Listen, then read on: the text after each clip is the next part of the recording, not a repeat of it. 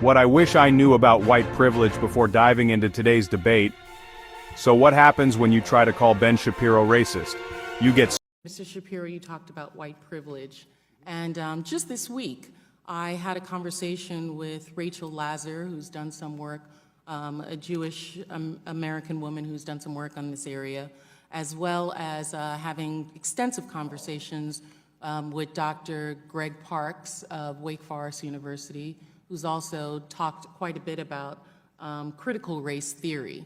And it's my understanding that white privilege is not telling individuals that they cannot speak, but it is a term for societal privilege that individuals have as a benefit of their white skin.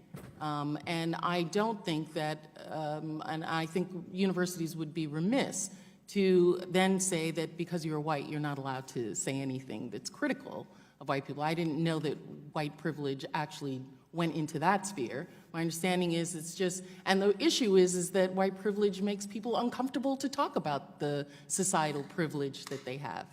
Well, to me, what I say on campuses all the time is if you want to cite instances of racism that we can all find and fight together, that's something that I am more than willing to stand next to you and fight, because that's obviously stuff that we should fight together. But when you just say that there is a white privilege out there in the ether and that by dint of birth your skin color generates for you an advantage, what you're really saying to people is that your view is less valuable because you have not experienced what I've experienced. And that is an identity argument, that's a character argument, that's not a rational political argument that can actually be taken on in any way. It's more of a cudgel and a club than it is. Schooled hard.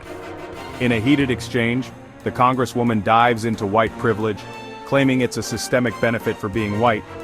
But Shapiro fires back, clarifying that white privilege isn't about limiting free speech, it's about societal advantage. Is an attempt to open a discussion. Well, I think it's a demonstrable evidence that through society's demographics that being white has societal privileges that being black does not. But we can talk about how that manifests, because that's I'm also interested in what you just said now, is that you would stand next to anyone who has this. So, Mr. Shapiro, my question to you is, for Ms. Dunston, the tying the noose around the campus and writing messages that target African-American young students, would you consider that hate speech, and then would you stand next to her and fight for her? As I say, I would. This is the first I'm hearing about it, honestly. But really, yeah. But from hearing about it, maybe because it's local. I mean, I'm from LA. But in any case, I'm more than happy to stand alongside her and fight whatever group was responsible for this. Not only more than happy. I mean, you're talking about the alt-right. Again, I was the #1 target. He argues that this concept shouldn't be used to silence differing opinions. Shapiro stresses that many misunderstand white privilege. It's not about restricting speech, but acknowledging societal structures. When it's used to shut anti-Semitic harassment from the alt-right last year.